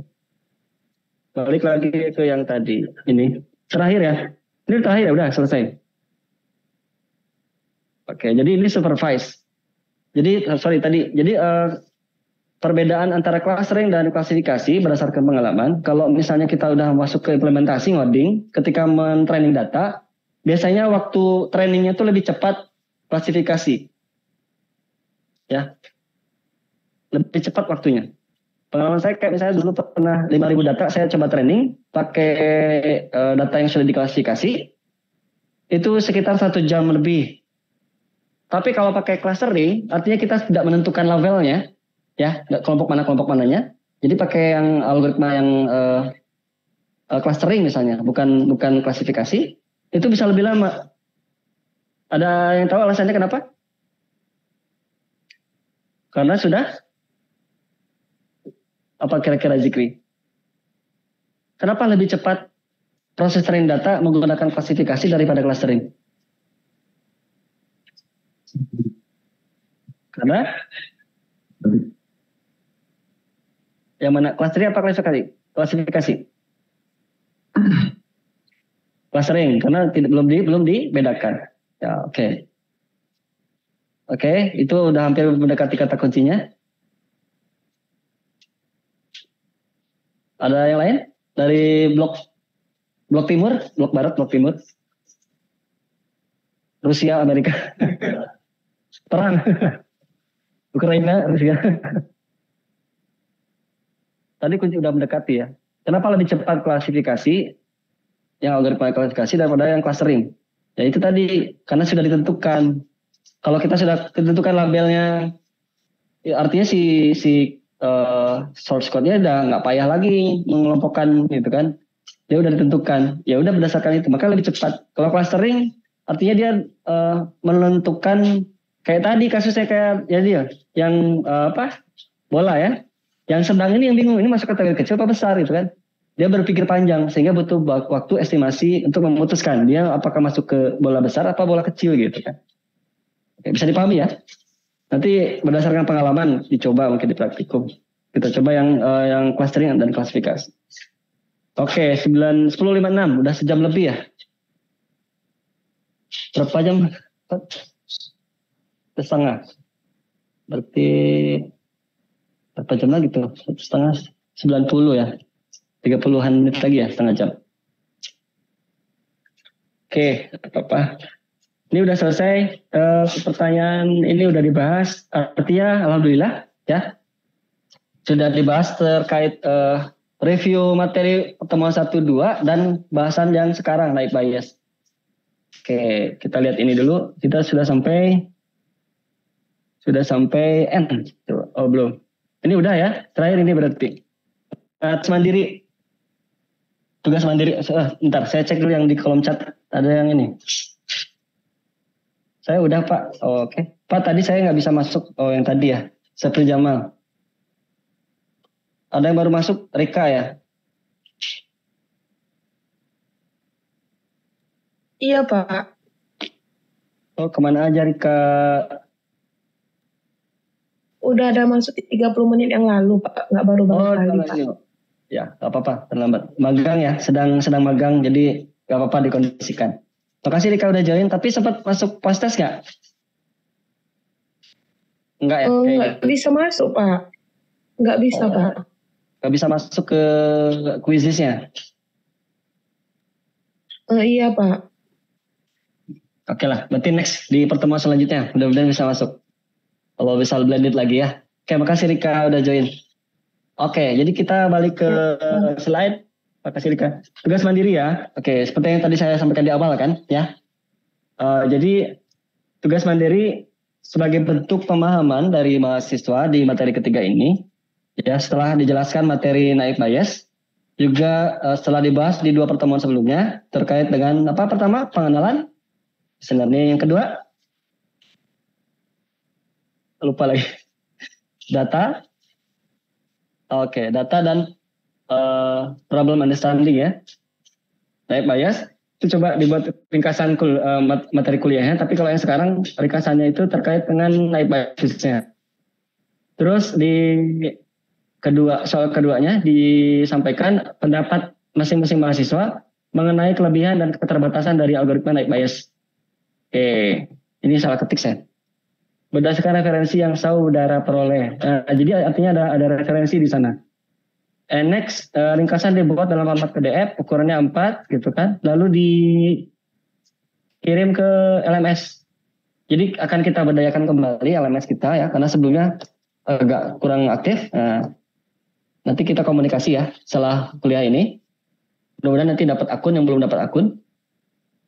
Jadi ya sparring itu adanya di sini alamatnya sebentar. Bisa dicatat nama alamatnya ini sparring. Menghatta gampang diingat sih, sparring aja. Sparring identiknya sama bukan berantem ya. Untuk nguji kita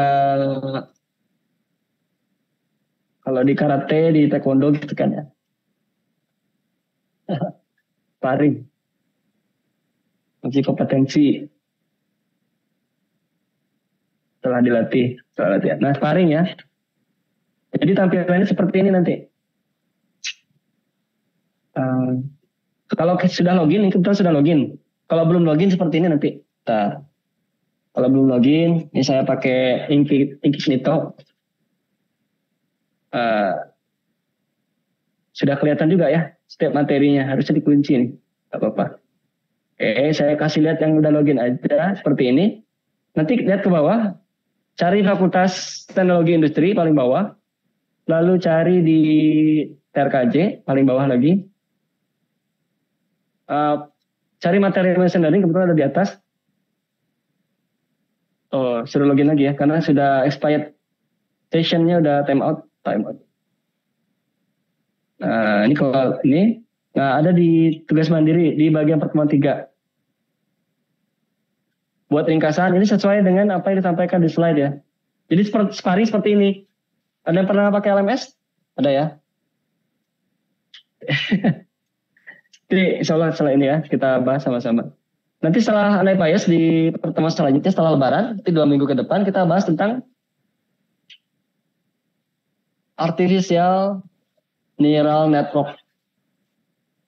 Kalau dengar kata neural, itu identik sama neuron. Kalau neuron artinya, ada yang tahu neuron? Neuron?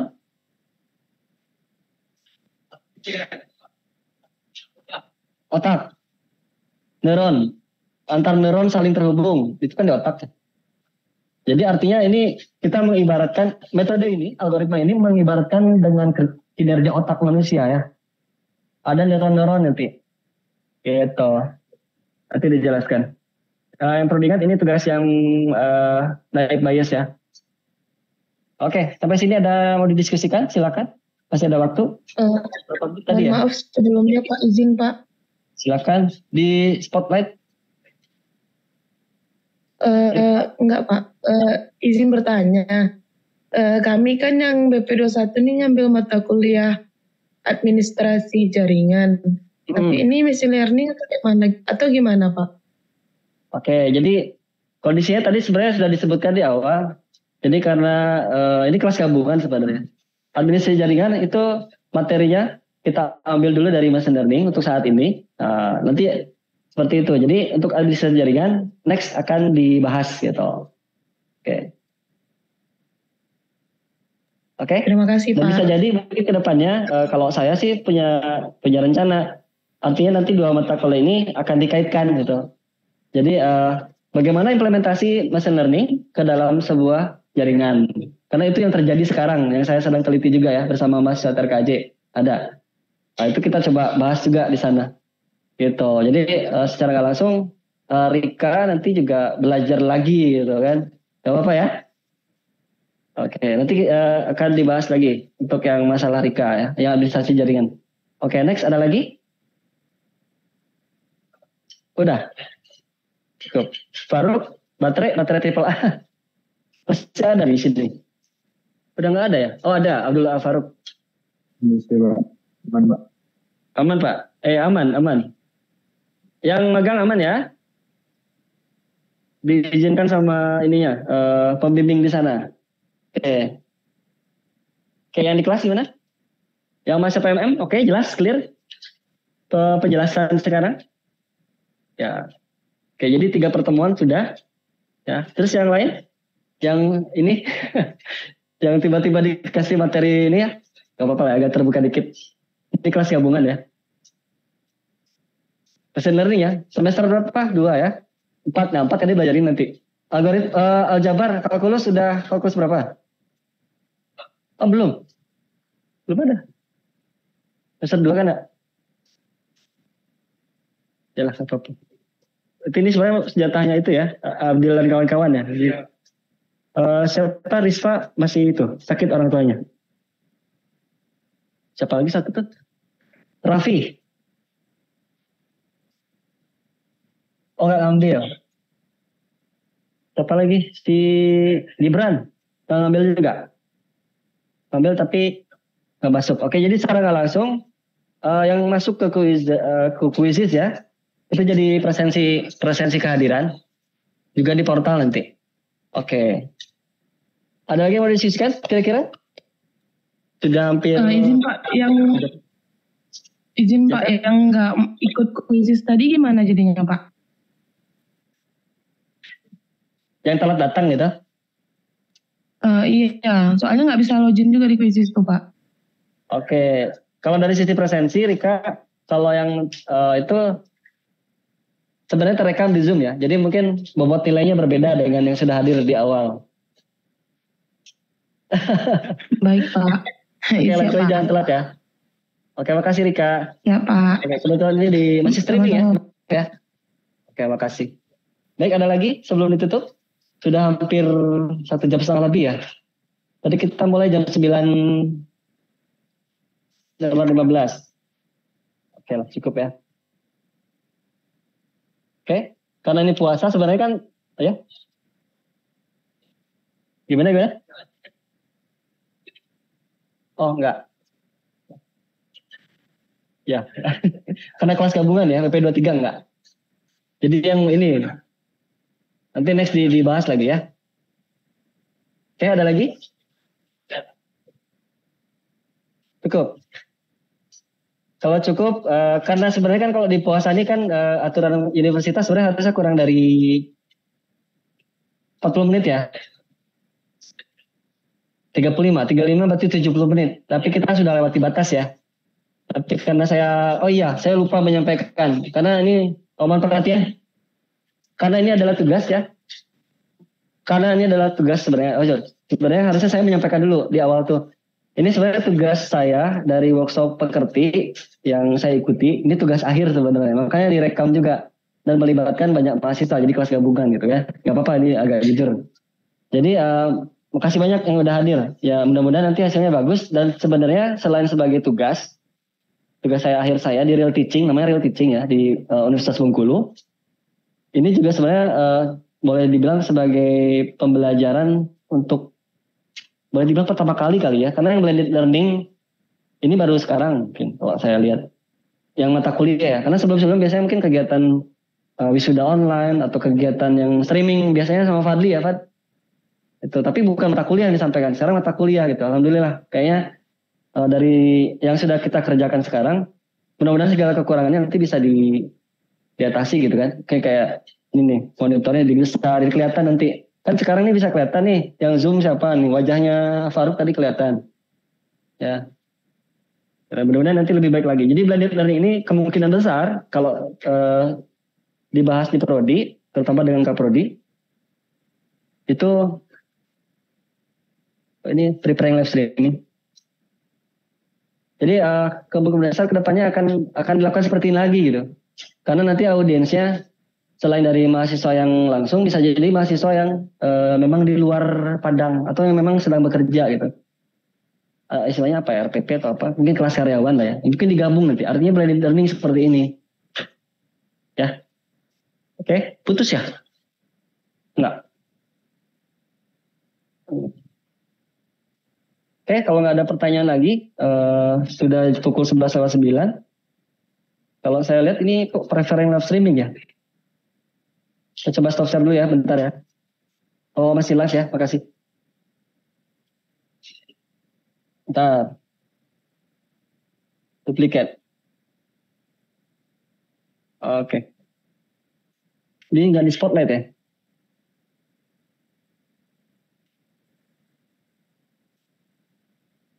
Oke, apa-apa. Baik, kalau tidak ada lagi yang didiskusikan, untuk hari ini makasih banyak. Jangan lupa atas apa yang disampaikan untuk materi ketiga ini ya. Kalau sudah keluar dari kelas, silakan pelajari lagi. lihat tugas mandiri, dibaca baik-baik, kerjakan gitu kan. Ikuti sesuai instruksi ya. Baik, terima kasih banyak semuanya. Kita bacakan hamdalah bersama-sama. Alhamdulillahirrahmanirrahim. Oke. Baik, terima kasih banyak. Assalamualaikum warahmatullahi wabarakatuh. Waalaikumsalam warahmatullahi wabarakatuh. Spotlight, semuanya dapat. Ada sekitar berapa ribu orang nih hadir. Dadah. Oke, saya stop ya. Terima kasih.